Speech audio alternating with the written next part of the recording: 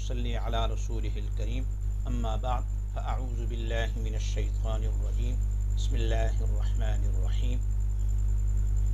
عزیز طلباء السلام علیکم۔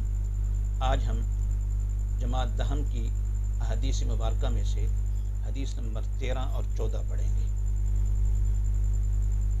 ارشاد نبوی ہے صلی اللہ علیہ وآلہ وسلم، حدیث نمبر 13 میں، من خط رقاب الناس یوم الجمعۃ اتخذ جسرا الی جہنم۔ ترجمہ: جو شخص جمعہ کے دن لوگوں کی گردنوں پر پھلانگ کر گیا، گویا اس نے جہنم کی طرف پل بنا لیا۔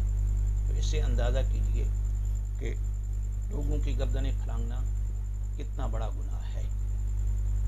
تشریح: آداب جمعہ۔ اس حدیث مبارکہ میں آداب جمعہ، احترام انسانیت، تہذیب و سلیقہ اور نظم و ضبط کی تعلیم دی گئی۔ ایک حدیث مبارکہ ہے اور بہت زبردست 4 چیزوں کی تعلیم دی جا رہی ہے۔ حدیث مبارکہ میں یہ بتایا گیا ہے کہ نماز جمعہ کی ادائیگی کے لیے دیر سے آنے والے حضرات جب دوسرے لوگوں کی گردنیں پھلانگ کر آتے ہیں تو اس سے نمازیوں کو تکلیف اور مشکلات کا سامنا کرنا پڑتا ہے۔ ظاہر ہے وہی لوگ گردنیں پھلانگیں گے جو دیر سے آئیں گے، تو آگے جانے کے لیے، اور چونکہ ہمارے معاشرے میں آج کل ماشاءاللہ مساجد میں اتنی سہولیات ہیں تو لوگ ان سہولیات سے مستفیض ہونے کے لیے دیر سے آتے ہیں، پھر آگے بڑھنے کی کوشش کرتے ہیں، تو یہ چیز غلط ہے، یہ چیز باعث گناہ بنتی ہے۔ اس لیے جہاں جگہ مل جائے وہیں بیٹھ جانا چاہیے۔ مسجد اللہ کا گھر ہے، اس میں نہ کسی نمازی کی جگہ مختص ہونی چاہیے اور نہ ہی کسی کی گردنیں پھلانگنی چاہیے۔ چھوٹا ہو یا بڑا، اللہ کی بارگاہ میں سارے برابر ہیں، اس لیے جہاں جگہ مل جائے وہیں بیٹھ جانا چاہیے۔ دوسری ہیڈنگ، آداب مجلس۔ یہ چیز مجلس کے آداب میں شامل ہے کہ مجلس میں کوئی بھی عمل ایسا نہ کیا جائے جو کسی مسلمان کی اذیت کا باعث بنے اور کسی دوسرے مسلمان کو اٹھا کر اس کی جگہ پر بٹھایا جائے۔ یہ بھی نہیں کرنا، جہاں کوئی بیٹھا ہے وہیں بیٹھا رہے، اور کسی مسلمان کو اذیت دینا چاہے چھوٹا ہو یا بڑا اللہ کے ہاں معیوب ہے۔ اس لیے کسی مسلمان کو اذیت دینا تو ویسے بھی بہت بڑا گناہ کا کام ہے۔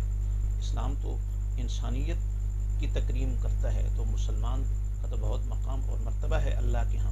اور یہ بھی جائز نہیں کہ اگر کوئی غریب بیٹھا ہے یا کوئی چھوٹے درجے کا بیٹھا ہے تو اس کو اٹھا دیا جائے اور بڑے درجے والوں کو بٹھا دیا جائے، یہ بھی نہیں ہے۔ اللہ کے گھر میں چھوٹا یا بڑا سارے برابر ہیں۔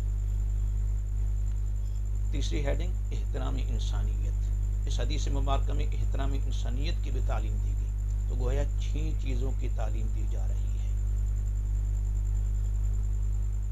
مجلس کے آداب بھی بتائے جا رہے ہیں، احترام انسانیت کی بھی تعلیم دی جا رہی ہے۔ انسان کو اللہ تعالیٰ نے اعلیٰ اخلاق بنایا ہے، انسان کے اللہ تعالیٰ نے اعلیٰ اخلاق بنائے ہیں، لہٰذا اس کا ادب احترام کیا جائے۔ ایسے اجتماعات میں کسی دوسرے کو اذیت نہیں دینی چاہیے، بلکہ جہاں جگہ مل جائے وہیں بیٹھ جانا چاہیے۔ یہ گویا یہ چیز احترام انسانیت کے بھی خلاف ہے کہ گردنیں پھلانگ کر جانا۔ اب اس حدیث مبارکہ کا ہماری عملی زندگی سے تعلق، مندرجہ بالا حدیث مبارکہ کا ہماری عملی زندگی سے بہت گہرا تعلق ہے، اور وہ یہ ہے کہ نماز جمعہ، عیدین اور دیگر ایسے اجتماعات کے موقعوں پر جہاں جگہ مل جائے وہیں بیٹھ جانا چاہیے۔ لوگوں کی گردنیں نہیں پھلانگنی چاہیے تاکہ کسی کو اذیت نہ پہنچے، جو کہ گناہ کا باعث ہے۔ یعنی کسی کو اذیت پہنچانا، کسی کو تکلیف پہنچانا گناہ کا باعث ہے، چاہے ہم زبان سے پہنچائیں چاہے ہم عمل سے پہنچائیں۔ ہمارا مذہب، ہمارا اسلام ہمیں اس چیز کی اجازت نہیں دیتا۔ حدیث نمبر 14، اذا اقیمت الصلاة فلا تأتوها تسعون وأتوها تمشون وعلیکم السکینۃ فما ادرکتم فصلوا وما فاتکم فأتموا۔ ترجمہ: جب نماز کھڑی ہو جائے تو اس کے لیے دوڑتے ہوئے نہ آؤ، بلکہ اطمینان و وقار سے چلتے ہوئے آؤ۔ جو نماز تم پالو اسے ادا کر لو، جو تم سے رہ جائے اسے پورا کر لو۔ یہاں پر بھی اللہ کے نبی صلی اللہ علیہ وسلم نے بہت زبردست چیز سکھائی ہے۔ اس حدیث مبارکہ میں نماز کی اہمیت اور فضیلت بیان فرمائی جا رہی ہے۔ تشریح میں پہلی ہیڈنگ، نماز با جماعت ادا کرنے کی اہمیت و فضیلت۔ مندرجہ بالا حدیث مبارکہ میں نبی کریم صلی اللہ علیہ وعلی آلہ واصحابہ وسلم نے نماز با جماعت کی طرف تاکید فرمائی ہے کہ پوری کوشش کی جائے نماز با جماعت ادا کی جائے، لیکن اس کے لیے چند باتوں کا خیال رکھنا چاہیے۔ کہ ان باتوں کا خیال رکھیں گے تو آسانی سے نماز با جماعت ادا ہو جائے گی، نہیں تو نماز با جماعت ادا نہیں ہو سکے گی۔ سب سے پہلے جیسے ہی اذان ہو با جماعت نماز کی تیاری کر کے مسجد کی جانب چل دینا چاہیے۔ مثلا وضو کرنا ہے تو وضو کر لیے جائیں، کپڑے بدلنے ہیں تو وہ کر لیے جائیں، غسل کی ضرورت ہے تو وہ کر لیے جائیں، یہ ساری نماز کی تیاری میں شامل ہے۔ اور تمام کام کاج چھوڑ دینے چاہیے تاکہ مکمل فرض نماز با جماعت کی ادائیگی کی جائے۔